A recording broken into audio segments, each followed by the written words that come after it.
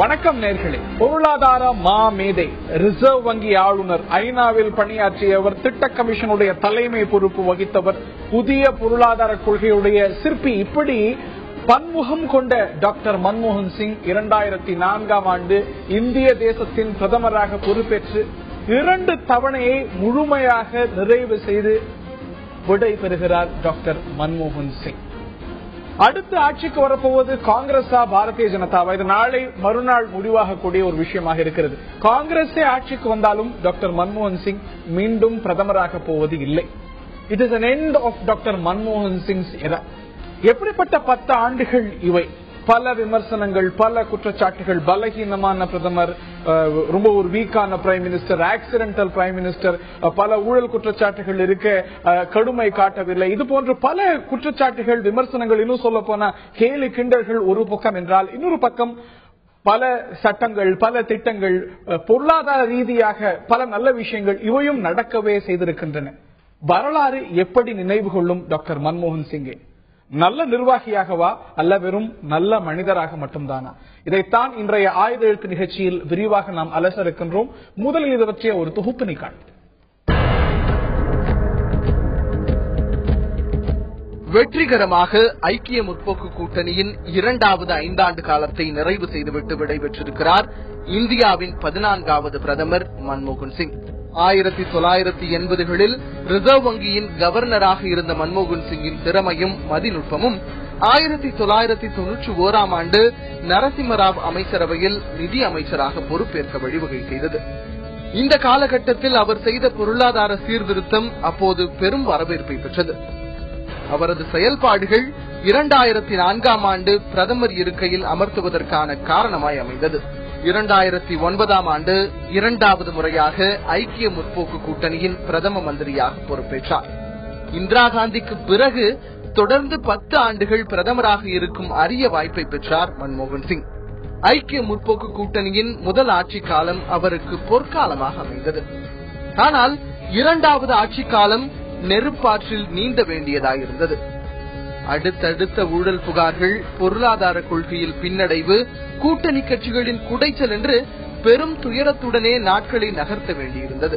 ஒரு கட்டத்தில் பிரதமர் பதவியில் இருந்து அவர் விலக விரும்பியதாகவும் தகவல்கள் வெளியாகின.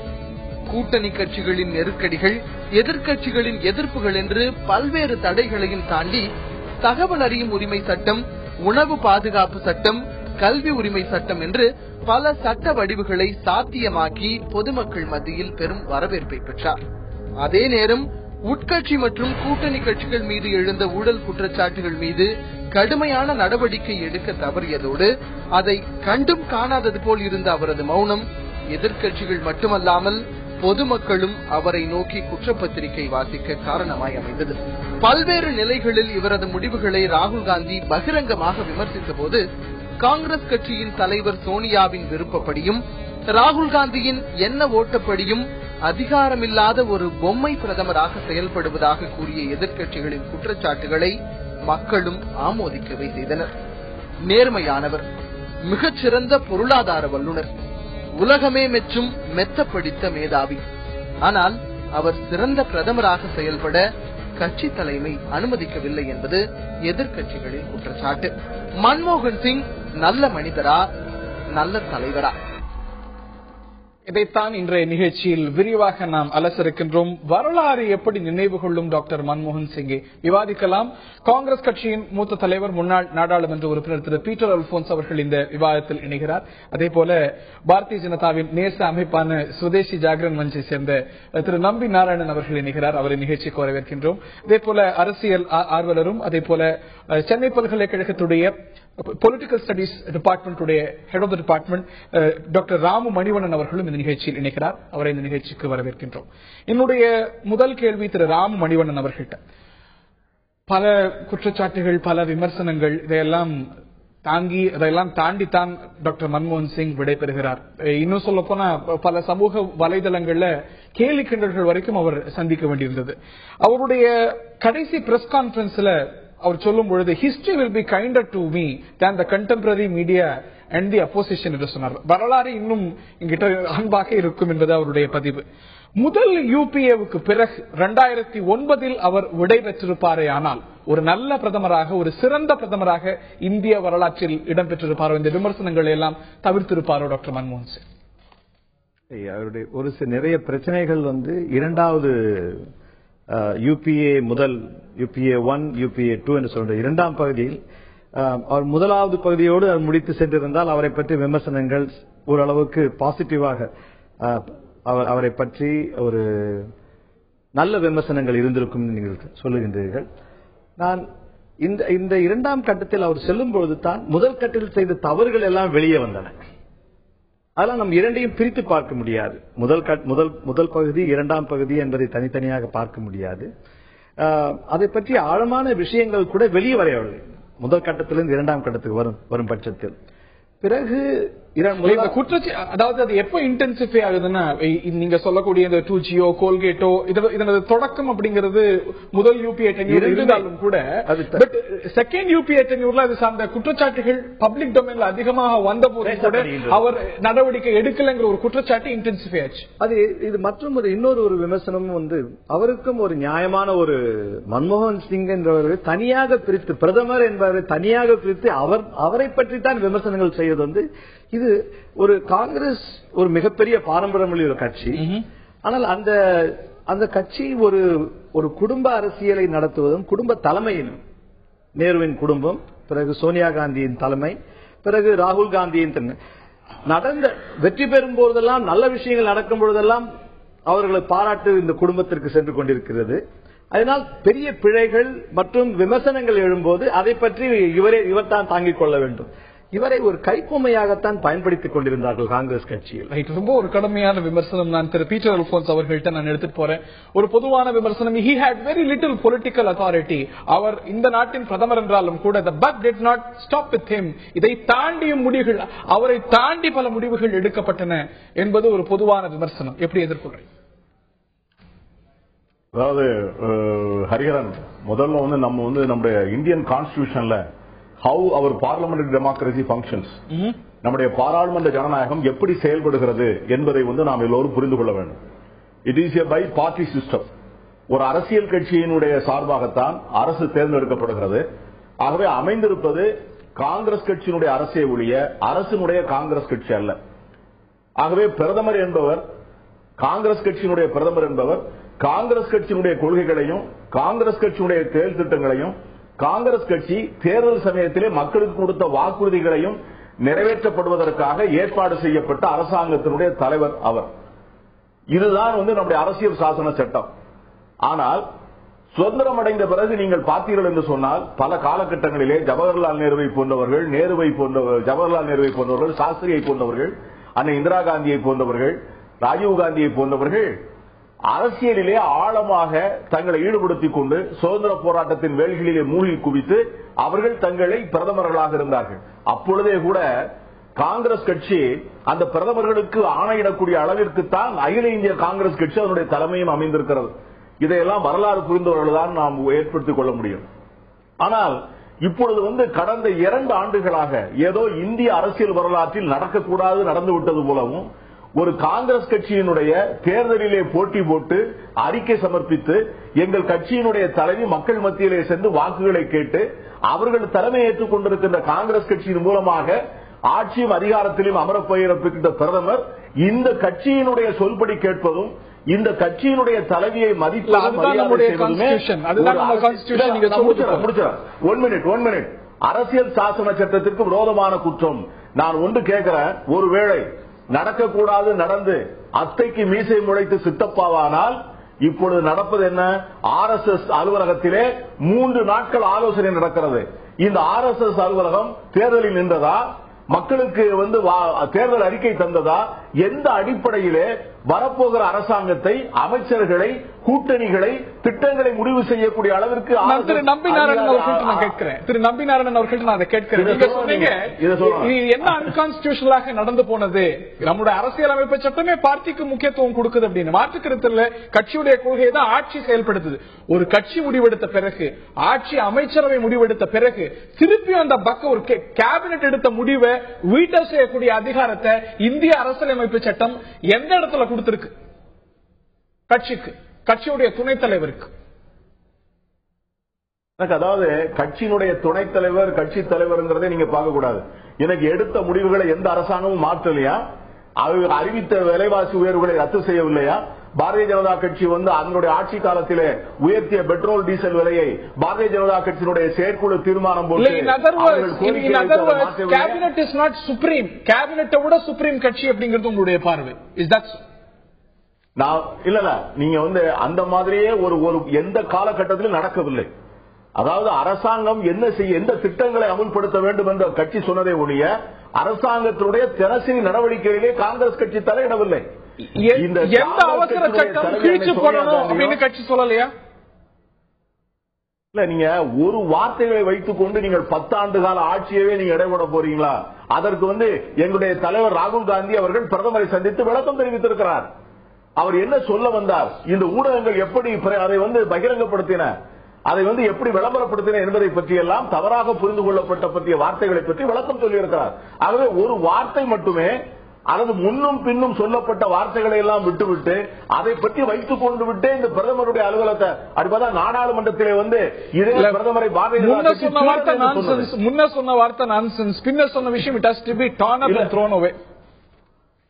இல்ல நான் நீங்க அதைத்தான் நான் என்ன சொல்றேன், ஒரு சென்டென்ஸ் முதல் வார்த்தை கடைசி வார்த்தை நீங்க பயன்படுத்துறீங்க.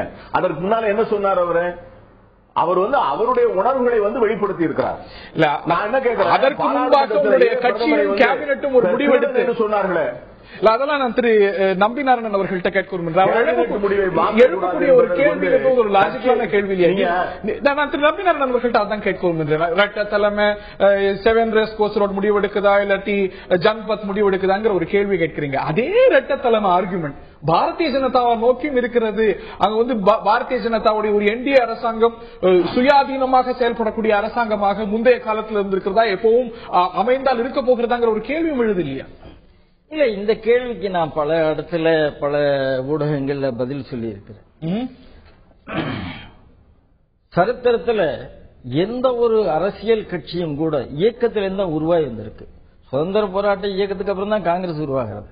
காங்கிரஸ் 85 வந்த காங்கிரஸ் வேற, காந்தி தலைமையில திலகர் தலைமையில வந்த காங்கிரஸ் வேற வேற. ஆனா ஒரு இயக்கம் என்பது இயக்கத்திலிருந்து ஒரு கட்சி வருது. ஒரு சாதாரண ஜாதி கட்சி ஒரு அரசியல் கட்சியா மாறி இருக்கு. ஒரு நக்சல் இயக்கம் அரசியல் கட்சியா மாறி இருக்கு.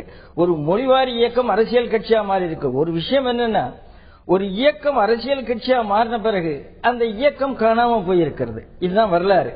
இயக்கத்தில் உள்ள தலைமையே அரசியல் கட்சிக்கு வந்திருக்கிறார்கள். ஆனா இப்ப சொல்லக்கூடிய குற்றச்சாட்டு இருக்கிறத எங்கேயோ ஒரு இடத்துக்கு போறாங்க அன்கான்ஸ்டிடியூஷனல், இது இல்லை. ஏனென்றால் அவங்க அரசாங்கத்துக்குள்ள வரப்போறது இல்ல. ஒரு நேஷனல் அட்வைசரி கமிட்டின்னு வச்சுட்டு அதை ஃபைல வாங்கி பார்க்க போறது இல்ல. அதுக்கு ஒரு 10 பேரை போறது இல்ல. அதுல யாரெல்லாம் தேசத்துக்கு துரோகம் பண்றாங்களோ அவங்க எல்லாம் நேஷனல் அட்வைசரி கமிட்டியில போட போறது இல்ல. நாட்டுல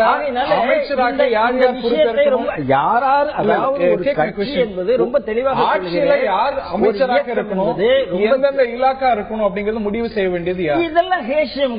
அதாவது ஒருத்தர் ஆலோசனை யார்கிட்டையும் கேட்க முடியும். அதாவது யாராவது இல்லை, அதாவது யாரார் உதவி செய்திருக்கிறார்களோ அவர்கிட்ட கேட்கறது, ஒரு தாய் ஒரு தந்தைகிட்ட கேட்கறது என்ன தப்பு புரியுது. இந்தியா நீங்க என்ன சொன்னீங்க, கேபினட் தான் சுப்ரீம், பிரதமர் தான் சுப்ரீம். ஆனா காங்கிரஸ் துணைத் தலைவர் அப்படி சொன்னாரு அப்படிங்கும்போது அது தவறு. அப்படி நடக்கலையே, கேபினட் தான் சுப்ரீம், கேபினட் படிதான் நடந்திருக்கு.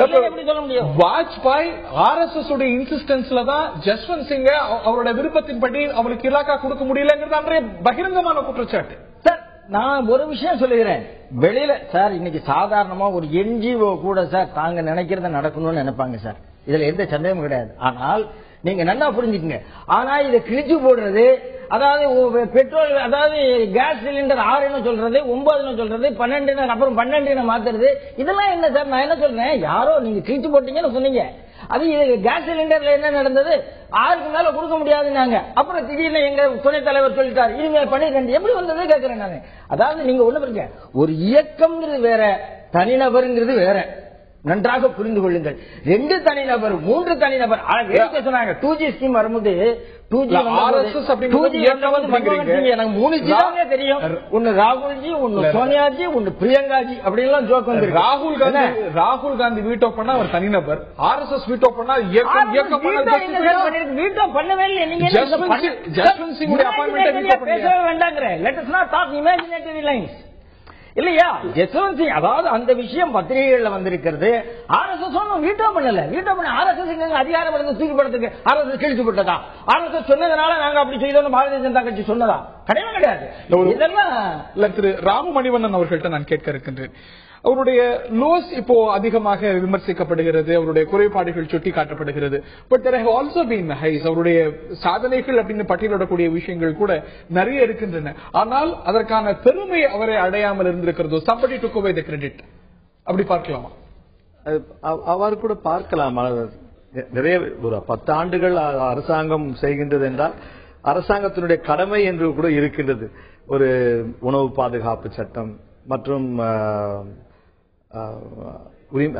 விஷயங்கள் தெரிந்த ரைட் டு இன்ஃபர்மேஷன், அந்த மாதிரி ஒரு சட்டங்கள் வந்து ஒரு முக்கியமா போற்றத்தக்க ஒரு விஷயங்கள். ஏன் இதை கேள்வி கேட்கிறேன்னா, ரைட் டு இன்ஃபர்மேஷனுக்கோ இல்லாட்டி உணவு பாதுகாப்பு சட்டத்துக்கோ காங்கிரஸ் தலைமைக்கு, சோனியா காந்திக்கு, ராகுல் காந்திக்கு பெருமை அதுதான் சொல்ல விரும்புறேன். நீங்க அந்த மாதிரி ஒரு சட்டங்கள்லாம் ஏற்றின போது பிரதம மந்திரி அந்த ஒரு கேபினெட், ஆனா அவருக்கு எந்த விதமான பெருமையும் இந்த கட்சி கூட கொடுக்கல. அப்ப நான் வந்து அவரை பற்றி விமர்சனங்கள் வைக்கும் பொழுது, அவரை குறை சொல்லும் பொழுது எதற்காக குறை சொல்றோம் சொல்லிட்டு தவறான ஒரு இது என்ன ஒரு மாற்று கட்சி எதிர்கட்சி, அந்த எதிர்கட்சியோட பாடல் காங்கிரஸ் கட்சியே அவருக்குரிய மரியாதையும் நியாயமும் செய்யல.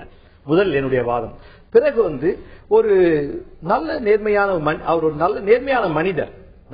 குறிப்பா வந்து குஷ்வந்த் சிங் பழைய ஒரு 20 வருடங்களுக்கு முன்னாடி இவரை பற்றி நிறைய கட்டுரைகளும் படித்த நினைவு இருக்கு. நிறைய அவருடைய அவருடைய நட்பு மற்றும் அவருடைய எந்த விதமான ஒரு சீரிய கொள்கைகளை ஒரு கொண்ட மனிதர். ஆனா அந்த ஒரு நல்ல மனிதரை வந்து காங்கிரஸ் அவர் யாரை எந்த இடத்தில் பயன்படுத்த வேண்டும் அந்த இடத்தில் இருந்தா இவர் இன்னும் சீரும் சிறப்புமா வெளியேறி இருக்கலாம்.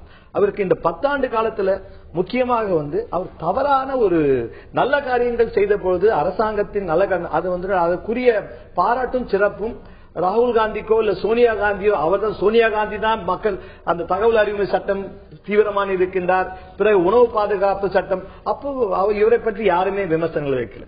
பிறகு 2G அந்த மாதிரி ஸ்கேம்ஸ், அந்த குற்றச்சாட்டுகள், நிலக்கரி ஊழல், இவற்றை பற்றி இவர் சரியாவே பதில் சொல்லலன்னு சொல்லும் பொழுது இவர் குற்றங்கள் இவர் மீது சுமத்தப்பட்டது. இதை வந்து முழுமையாக இவருக்கு திரைமறைவில் இயங்கிய சக்திகளை தான் நம்ம விமர்சனத்துக்கு வைக்கணும். அடுத்ததாக நான் இவரை பற்றி இன்னொரு முக்கியமான அவருக்கு தெரிந்தே இல்ல, அவர் ஏற்றுக்கொண்டே தான் இருந்தார். அதுதான் மனிதர்கள் செய்கின்ற ஒரு பதவி மற்றும் ஒரு அரசு அதிகாரம் என்று சொல்லும் பொழுது அவர் ஒரு பொருளாதார நிபுணர், பிறகு வந்து மினிஸ்டர் ஃபார் எக்கனாமிக் அஃபேர்ஸ், அந்த ஒரு மந்திரி பதவி. பிறகு அடுத்த கட்டமாக போகும்போது நமக்கும் நம்முடைய ஒரு குறைபாடுகள் தெரியணும், நம்முடைய நிறை குறைகள் தெரிந்துதான் அடுத்த நிலைக்கு நாம் ஏற்றுக்கணும். அந்த விதத்தில் தான் அவர் ஒரு கருவியாக பயன்படுத்த. இந்த பதவிக்கு ஒரு தகுதி வாய்ந்தவர் இல்லைன்னு சொல்ல வரீங்களா? 2 காரணங்கள். I am not hinting, I am saying. Let me make that point clear. காரணம் வந்து he is not a political man. India மிகப்பெரிய ஒரு அரசியல் தேசம், மிகப்பெரிய அரசியல் பாரம்பரியம் என்று கொண்ட நாடு. 10 ஆண்டுகள் ஆண்ட காலத்துல மக்களால் தேர்ந்தெடுக்கப்படாத ஏதாவது ஒரு பிரதமர் வந்து இந்தியாவை ஆண்டிருக்கார்களா? அரசியல் ஆள முடியுமா? ஆனா அவர் ஆள வைக்கப்பட்டார். காரணம் வந்து திரைமறை குற்றச்சாட்டுகள் வைக்க முடியுமானதற்கான வாய்ப்பு அரசியலமைப்பு சட்டம் தருது. அரசியலமைப்பு சட்டம், ஆனால் அரசியல் தேர்ந்தெடுக்கப்படாத ஒரு பிரதமர் சொல்லும் பொழுது 2 ஹவுஸ்ல இருந்து யார் வேணாலும் வரலாம். ஆனால் வந்து அதனாலதான் அரசியல் ஆழம் தெரியாத நிலையில் தவறாக பயன்படுத்தப்பட்டார். நான் திரு நம்பி நாராயணன் அவர்கள்ட்ட கேட்க விரும்புகின்றேன். இன்னைக்கு சொல்றீங்க அவர் ரொம்ப நல்லவர், அவருடைய தனிப்பட்ட அதெல்லாம் வந்து சந்தேகத்துக்கு அப்பாற்பட்டு அப்படின்னு சொல்றீங்க. ஆனால் எவ்வளவு கடுமையான விமர்சனங்களை, இன்னும் சொல்ல போனா காது கேட்க முடியாத சில விமர்சனங்களை அவர் மீது நீங்க வச்சிருக்கீங்க. நாங்க அப்படி சொன்னோமான்னு எனக்கு தெரியல, சொல்லலையே. ஆனா 2009லயே திரு அத்வானி சோர் அப்படின்னு கத்தினது, திருடன் ஒரு திருடன் பார்லிமெண்ட்ல கத்தினது யார்? அவர் நைட் வாட்ச், அவர் நல்லவர்னு சொன்னீங்க. அதுதான் நாங்க சொன்னோமான்னு தெரியலன்னு அருண் ஜேட்லி சொல்லியிருக்காரு. அதாவது ஃபேர்வெல் நேரத்துல சார் எல்லாரையுமே இப்ப எனக்கே இன்னைக்கு இங்க வந்து உட்காரும் போது சங்கடமா தான் இருந்தது. ஃபேர்வெல் நேரத்துல போய் நாம வந்து உண்மைதான் ஒரு ஆளை வந்து விடை அனுப்பும் போது நல்ல விஷயத்தை சொல்லிதான் அனுப்பணும் அப்படிங்கறதா. ஆனா காங்கிரஸ் கட்சி அதை கூட பண்ணுமாங்கிறது ஒரு விஷயம். இது இயல்புங்க. இது இந்த நாட்டினுடைய சிறந்த கலாச்சாரத்தில் ஒரு விஷயம். ரெண்டாவது நான் சொல்லுறேன் பாருங்க, 2009 அத்வானி அவர்கள் ரொம்ப தெளிவாக வீக் பிரைம் மினிஸ்டர் தான் சொல்லிக் கொண்டிருந்தார். அப்போதே சொன்னார். அப்போதே பல விஷயங்கள் வெளியே வந்தன. ஆனா அப்ப நிறைய பேர் நம்பல. 2000 யூபிஏ செகண்ட் டேர்ம்ல அவ்வளவு விஷயம் வெளியில வரும்போது தான் அத்வானி சொன்னதுல எவ்வளவு உண்மை இருந்தது என்று தெரிந்தது. ஏதோ அத்வானி தனிப்பட்ட முறையில் தாக்குதல் நடத்துகிறார் என்று தான் பேசப்பட்டது முதல் விஷயம். ரெண்டாவது சார் சொன்னதை நான் ஒப்புக்கொள்கிறேன். ஏன்னா ஒரு பியூரோக்ராட்டினுடைய மென்டாலிட்டி எப்படி இருக்கணும்னா ஆட்சியாளர்கள் சொல்றதை கேட்கணும். சஞ்சய் பாரு இப்போ புக்ல என்ன எழுதியிருக்கிறார், ரொம்ப தெளிவாக மன்மோகன் சிங் என்னிடம் ஒப்புக்கொண்டார் 2 பவர் சென்டர் வேண்டாம் என்று நினைக்கிறேன், அவங்க தான் பவர் சென்டர், அவங்க தான் கட்சி, அதைத்தான் நான் கேட்கிறேன் என்று தெளிவாக சொன்னார் என்று இந்த ஆக்சிடென்டல் பிரைம் மினிஸ்டர் புக்ல ரொம்ப தெளிவாக தான் எழுதியிருக்கிறார். அவருடைய பிரஸ் அட்வைசர் தான் சஞ்சய் பாரு. சரியா, முடிஞ்சு வச்சு ஃபார்மர் பிரஸ் அட்வைசர். ரெண்டாவது ரொம்ப தெளிவாக எழுதிட்டார். மூன்றாவது நான் சொல்கிறேன், இவருடைய பல இப்போ ராஜீவ்காந்தி இப்ப என்ன சொல்றாங்க, ராகுல் காந்தி தோல்விக்கு காரணம் இல்லை, ஏன்னா அவர் அரசாங்கத்தில் இல்லவே இல்லை. அப்ப மன்மோகன் சிங் வந்து பிரச்சாரம் பண்ணி சொல்லி இருக்க வேண்டியது. மன்மோகன் சிங்குக்கும் மக்களுக்கும் கனெக்டிவிட்டியா இல்ல சார். இந்த வருஷத்துல கனெக்டிவிட்டியா அவங்க கொண்டு போனது இந்த குடும்பத்தை சேர்ந்தவர்களை சில அரசியல் தலைவர்களை கொண்டு போனாங்களே தவிர மன்மோகன் சிங்கும் மக்களும் எங்கேயும் நேரடியா கனெக்ட் ஆகவே இல்லை. பலமான 2 குற்றச்சாட்டுகள், நிறைய குற்றச்சாட்டுகள் வந்திருக்கிறது. உங்களுடைய பதில்?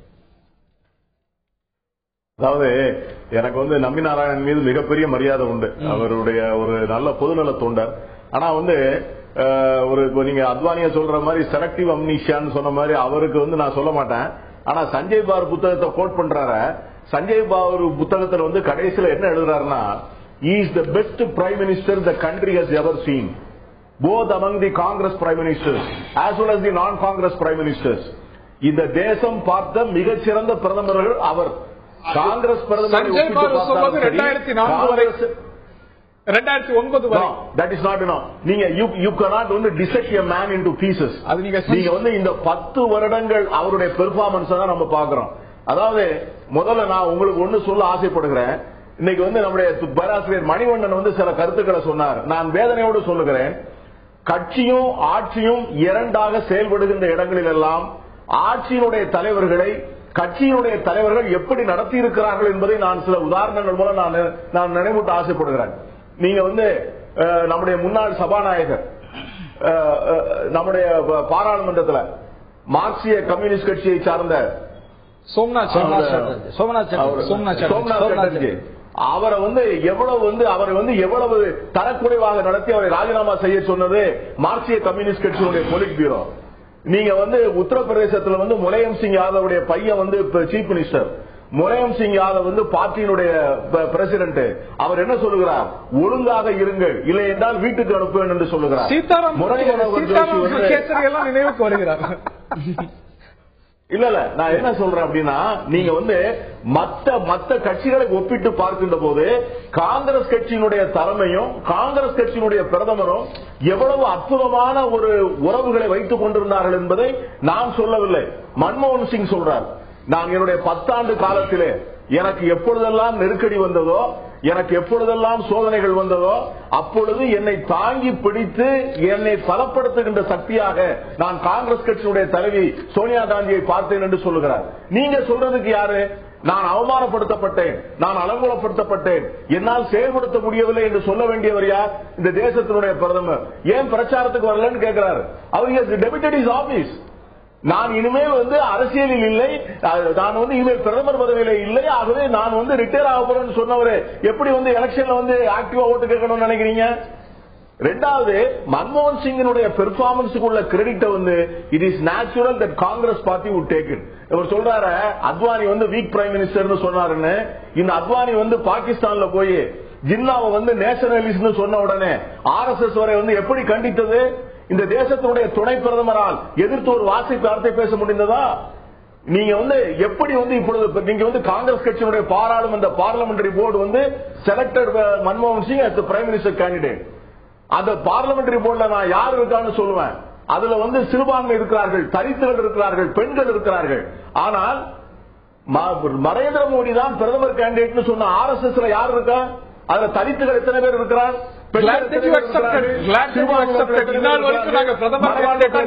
யாரையும் சொல்லலன்னு நீங்க சொல்ல பார்லிமெண்ட் போர்டு கூடி அவர் பிரதமர் வேட்பாளராக நிறுத்தியது அப்படின்னு நீங்க சொன்னது மகிழ்ச்சி அளிக்குது.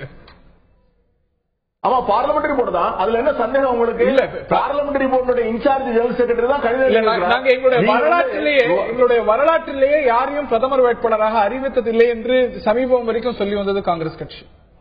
மன்மோகன் Singh Hariharan, you are putting the fact in the wrong வே.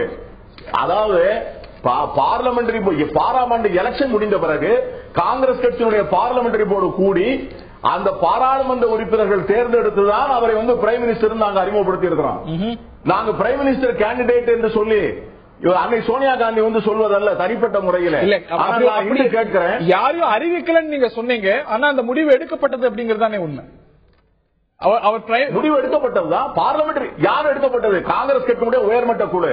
காங்கிரஸ் கட்சியோட உயர்மட்ட குழுல யாரெல்லாம் இருக்கிறா நான் சொல்றேன். சோனியா காந்தி இருக்கிறாங்க, அண்டனி இருக்கிறாரு, ஷிண்டே இருக்கிறாரு, குலாம் நபி ஆசாத் இருக்கிறாரு, சிதம்பரம் இருக்கிறாரு.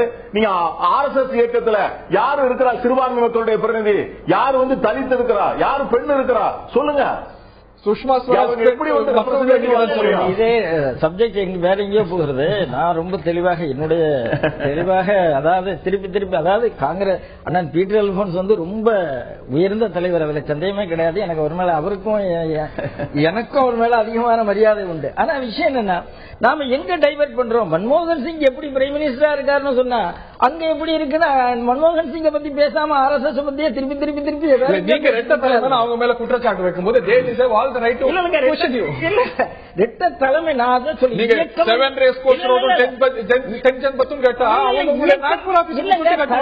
இயக்கம் என்பது வேற. நான் தெளிவாக சொல்லுகிறேன், ஒரு இயக்கத்திலிருந்து வந்ததுங்கிறது வேற, இயக்கம் என்பது வேற.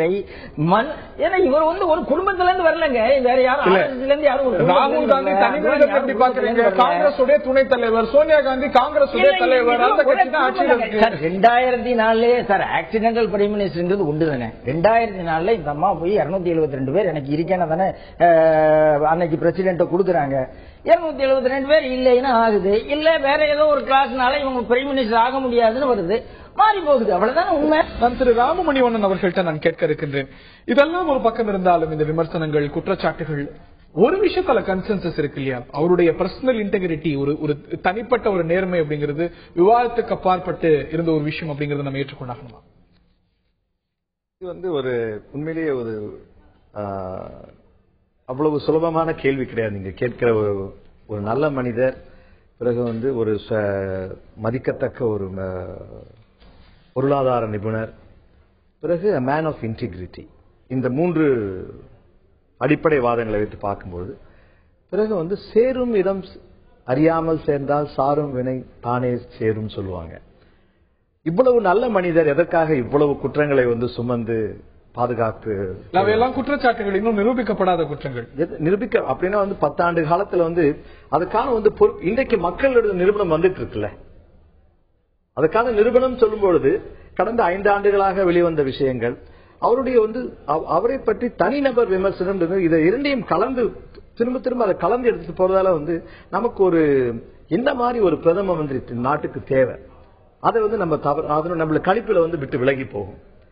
ஒரு அரசியல் நிபுணராகவும் அரசியல் ராஜதந்திர நிபுணராகவும் இருந்தாலும் அது நல்லது கெட்டது இரண்டுமே அறிந்த ஒரு பிரதம மந்திரி அதே சமயத்தில் நடக்கிற விஷயங்களுக்கு பொறுப்பேற்க வேண்டும். நீங்க அதுக்கான அக்கௌண்டபிலிட்டியே இல்லாம நடந்த ஒரு அரசாங்கம் 10 ஆண்டு காலத்துக்கான விமர்சனங்கள் வைக்கும் பொழுது நல்ல மனிதர், மிகப்பெரிய போற்றத்தக்க ஒரு பொருளாதார man of high integrity, Arun Jaitley சொன்னபடி wise man but a poor leader. ஆனா அந்த புவர் லீடர் தலைவன் சொல்லும் பொழுது அது ஒரு அரசியல் கட்சி மட்டும் கிடையாது, ஒரு தேசத்தின் தலைவன். அதை வைத்து பார்க்கும் பொழுதுதான் கடந்த 10 ஆண்டு காலம் நீங்க தனி நபராக அவரை பிரித்து பார்க்க முடியாது. மற்றும் அரசாங்கத்தின் செயல்பாடுகளோட தான் அவரை பற்றி விமர்சனங்களை வைக்க வேண்டும். சஞ்சய் பாரு சொல்லும் போது active morality for himself but passive morality for the others என்று சொல்றாரு. அந்த ஒரு குற்றச்சாட்டு is it justified? It's justified. அது காரணம் வந்து நீங்க வந்து ஒரு கூட்டு குடும்பங்கள், பிறகு நிறைய ஒரு நல்ல நிறைய சமூக அமைப்புகளை பார்க்கும்போது ஒரு நல்ல மனிதரை தலைவராக ஏற்றுக்கொள்ளும் பொழுது அந்த நல்ல மனிதர் வந்து நல்லது கெட்டது மற்றவர்களை வந்து பாதுகாக்கக்கூடிய தீய சக்திகளிலிருந்து பாதுகாக்கக்கூடிய தன்மை உள்ளாராம். பிறகு தவறுகள் செய்வர்களை கண்டிக்கத்தக்க ஒரு மனிதர் ஆற்றல் உள்ளார தலைவராக ஏற்றுக்கொள்ள முடியும். ஒரு நல்ல தலைவர் அல்ல, பலகீனமானவர் அப்படிங்கிறது உங்களுடைய குற்றச்சாட்டு. தொடர்ந்து பலமுறை நீங்க முன் வச்சது ஒரு பலகீனமான பிரதமர் அப்படின்னு. அவர் பலத்தை நிரூபிச்ச சந்தர்ப்பங்களும் பல உண்டு. இந்த 1-2-3 டீல் எவ்வளவு எதிர்ப்பு அவர் இருந்ததுன்னு தெரியும். ஆனா அதை சமாளித்தார். ஆட்சி பறிபோகுங்கிற நிலையில கூட உறுதியாக நின்னது அப்படிங்கிறது ஒரு பலகீனமான பிரதமர் செய்ய முடியுமா என்ன? இல்ல அந்த விஷயத்துல அவரை பாராட்டலாம். ஆனால் அதுக்கப்புறம் 1-2-3 அக்ரிமெண்ட் வச்சு இந்தியா என்ன அச்சீவ் பண்ணிருக்கு?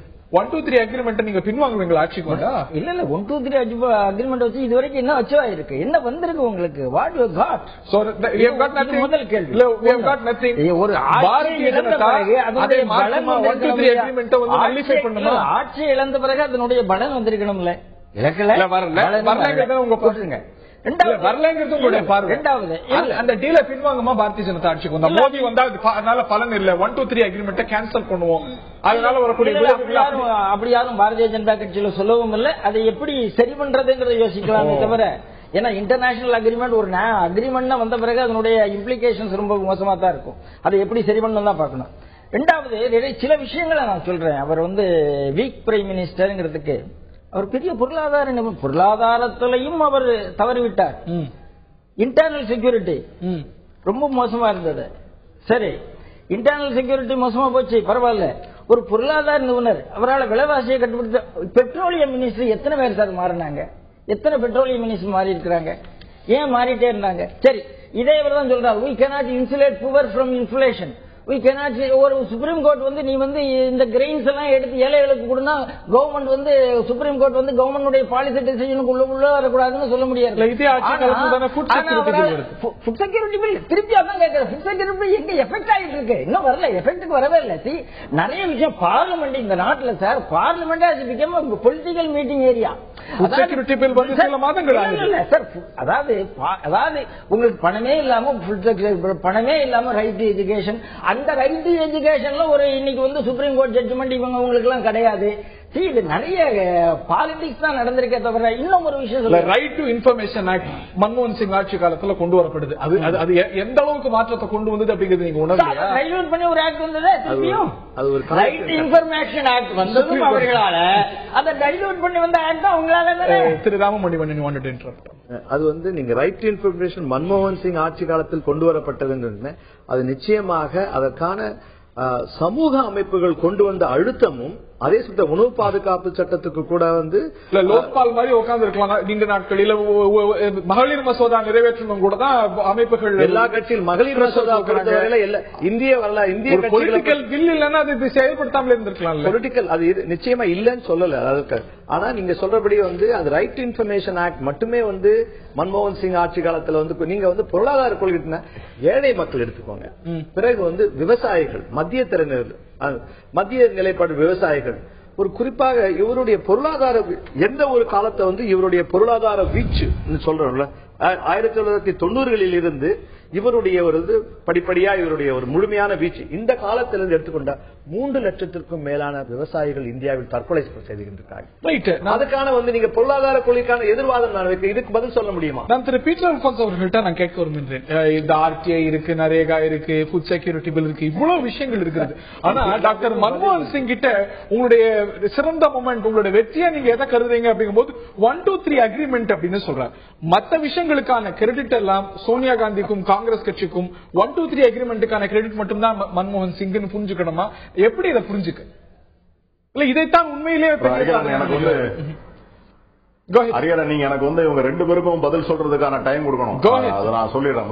அதாவது ஒண்ணு சொல்றேன், நீங்கள் வந்து காங்கிரஸ் கட்சியினுடைய நீண்ட நெடிய வரலாற்றில் ஏறக்குறைய 60 ஆண்டுகள் இந்த நாட்டை ஆட்சி செய்யக்கூடிய வாய்ப்பை பெற்றிருந்த இந்த தேசத்தினுடைய காங்கிரஸ் பிரதமர்கள் யாரை பற்றியும் அவர்கள் ஆட்சி காலத்திலும் அவர்கள் வாழ்ந்த போது இன்று பேசுகின்ற இவர்களும் இவர்களுடைய முன்னோர்களும் என்றுமே வந்து நல்ல வார்த்தைகள் சொன்னது கிடையாது. ஜவஹர்லால் நேரு பற்றி என்ன சொன்னாங்க தெரியுமா? இந்த தேசத்தையே வந்து வாக்குரிமை கொடுத்ததன் மூலம் சீரழித்தவர். எல்லா மக்களுக்கும் வாக்குரிமை கொடுத்து இந்த நாட்டை கெடுத்தவர் ஜவஹர்லால் நேருன்னு பேசினாங்க. பொதுத்துறை நிறுவனங்களை சொல்லும் போது இந்த பொதுத்துறை நிறுவனங்களை எல்லாம் உருவாக்கி நாட்டில் முதலீடே வராம பண்ணவர் சோசியலிசம் என்று பேசி இந்த நாட்டை சீரழித்தவர் ஜவஹர்லால் நேருன்னு சொன்னாங்க. இந்திரா காந்தி சொன்ன வங்கிகளை தேசியமயமாக்கும் போது என்ன சொன்னாங்க? இந்த வங்கிகளை எல்லாம் தேசியமயமாக்கி காங்கிரஸ்காரர்களுக்கு இந்திரா காந்தி கொடுக்க போகிறாருன்னு சொன்னாங்க. லால் பகதூர் சாஸ்திரி பிரைம் மினிஸ்டர் என்ன சொன்னாங்க?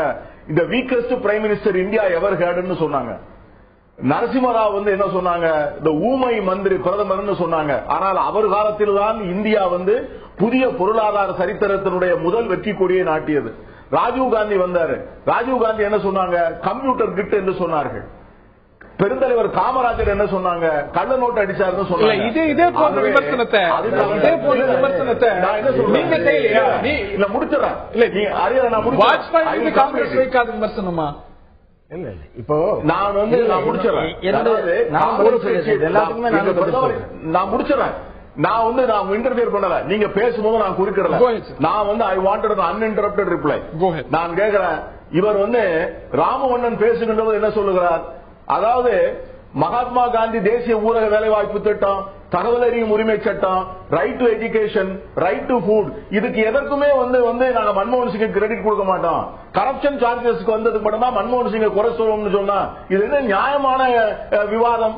இல்ல இந்த கிரிட்டிசிசத்துக்கு என்ன நேர்மை இல்ல.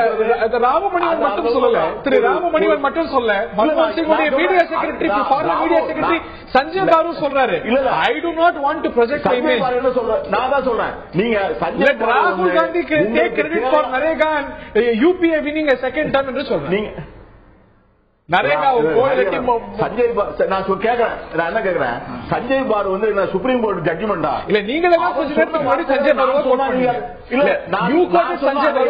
இல்ல நீங்க இல்ல இல்ல இது எல்லாம் சொன்ன பிறகுதான் இந்த புத்தகத்தை முழுது எழுதி முடித்து கடைசியில் தான் சொல்லுகிறார் அவர். இந்த ஆபரேட்டிங் போர்ஷன் ஆஃப் தி வார்த்தை தான் சொல்றாரு.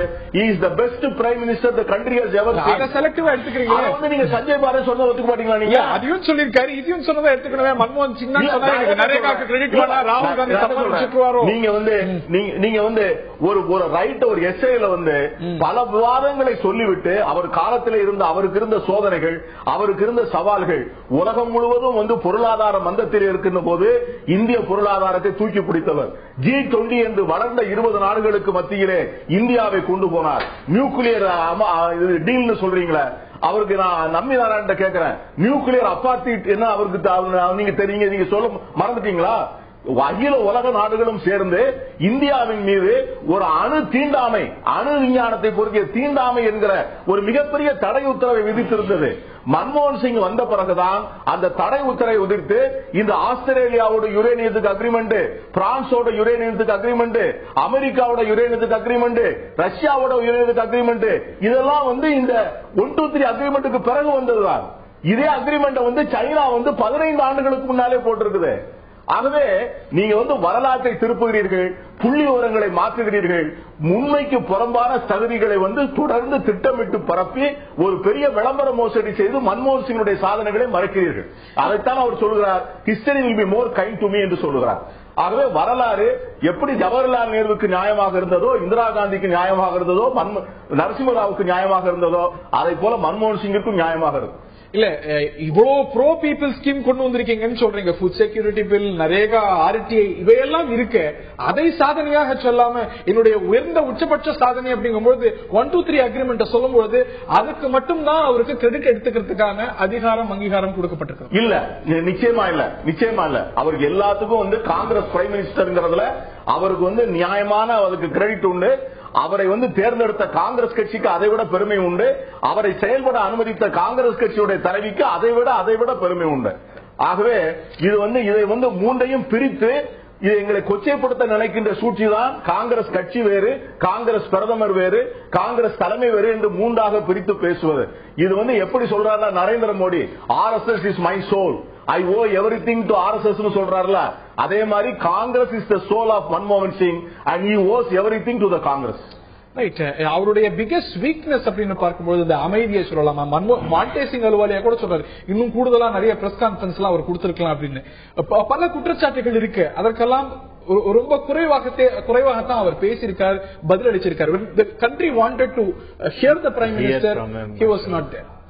அது உண்மைதான். அது வந்து அவருடைய ஒவ்வொருக்கும் ஒவ்வொரு தனி மனிதருக்கும் ஒரு அரசியல் தலைவராக இருந்தால் கூட அவருடைய அந்த ஒரு பேராசிரியராகவும் இருந்தவர், பொருளாதார நிபுணர், அத்தகைய பண்புகளைத்தான் அவர் அரசியல்வாதியாகவும் மற்றும் அரசியல் தலைமையில் இருந்து அவருக்கு முன்பிருந்த பண்புகளைத்தான் அவர் கடைசி வரை கடைபிடித்தார். அதை சொல்ல வேண்டும். பிறகு நிறைய பேசி இருக்கலாம், ஆனா நிறைய பேசி இருந்தால் அவர் பிரதமராக அவர் இருந்திருக்க முடியாது. அதாவது இன்னும் கொஞ்சம் கைண்டா இருந்திருக்கலாம். ஒரு சினிமா பாட்டு ஞாபகம் வருது. உள்ளம் என்பது ஆமை, அதில் உண்மை என்பது ஊமை, சொல்லில் வருவது பாதி, நெஞ்சில் மூடி கிடப்பது நீதி. அருண்ஜேட்லியே சொல்லியிருக்கிறார். அவர் தன்னுடைய விஷயங்கள் எல்லாம் பின்னாலே எழுதணும் என்று ஒரு விஷயமும் அருண்ஜேட்லி சொல்லியிருக்கிறார். ஏன்னா எத்தனை நீதிகள் மறைக்கப்பட்டிருக்கிறதுங்கிறது அவர் பின்னால சொன்னாதான் தெரியும். அருண்ஜேட்லி தான் சொல்றாரு. அதுக்காக தான் என் மனசுல இப்பதான் வருது. உள்ள என்பது ஆமை, உண்மை அப்படி நல்லவர் அருண்ஜேட்லி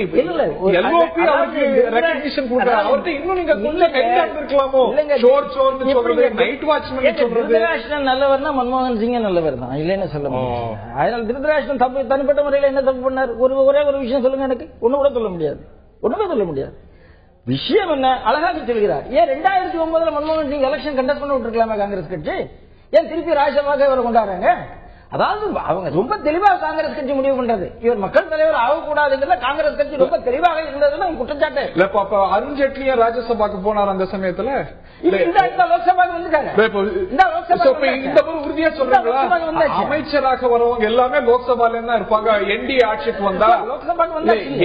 ஆட்சிக்கு வந்தா ராஜ்யசபால இருந்து ஒரு அமைச்சரும் நாங்க வந்து கொண்டு வர மாட்டோம், எல்லாமே லோக்சபா. இந்த மக்களை சந்திச்சவங்க தானே பிரதமராக முடியும்னா மக்களை சந்திச்சவங்க தான் அமைச்சர் இருக்கிறாரு. இல்ல அருண்ஜேட்லி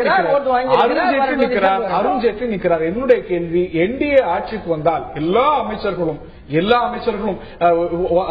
ஈக்குவல்ஸ் தான் பிரதமரும் அப்படின்னா அமைச்சர்கள் இப்ப சொல்லி இருந்திருக்கலாம். நாளைக்கு ஒரு நல்ல மினிஸ்டர், நல்ல ஒரு கேப்பபிள் மினிஸ்டர் ராஜ்யசபால எந்த மினிஸ்டர் என்டிஏ கொண்டு வராதா? எலெக்ஷன் ஃபேஸ் பண்ணி தோந்து போய் ஒரு நல்ல மினிஸ்டர் மெட்டீரியல் கொண்டு வந்தா எனக்கு தப்புன்னு எனக்கு தோணல. But they should have the experience of facing the public. பப்ளிக்கும் அவங்களுக்கு கனெக்டிவிட்டி வேணும் என்பதில் மாற்று கருத்தே கிடையாது. அண்ட் மன்மோகன் Singh was denied connectivity with the public. Right, அது டினைட் அப்படிங்கிறது உங்களுடைய பார்வையாக இருக்க. நேர்கிட்ட கேட்டிருந்தோம் மன்மோகன் சிங்கை பற்றி உங்களுடைய பார்வை என்று 3 வாய்ப்பு கொடுத்திருந்தோம். நேர்களுடைய பார்வை என்னங்கிறத பார்த்து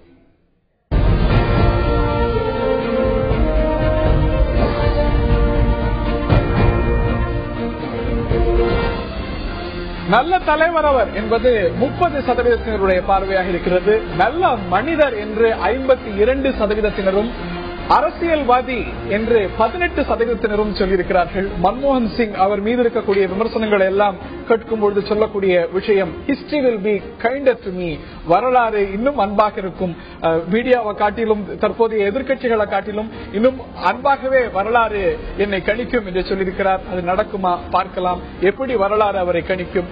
இனி டாக்டர் மன்மோகன் சிங் இந்தியாவுடைய பிரதமராக காங்கிரஸ் கட்சி ஆட்சிக்கு வந்தாலும் பொறுப்பேற்கப் போவதில்லை.